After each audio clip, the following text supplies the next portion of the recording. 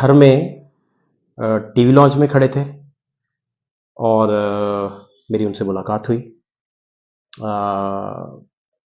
गले लगा के मैं उन्हें मिला। तो जब मैं उन्हें मिल के तो अपने जज़्बात का इज़हार कर रहा था, तो मैंने देखा कि उनका सारा जिस्म जो है वो बिल्कुल पिंजर बना हुआ है।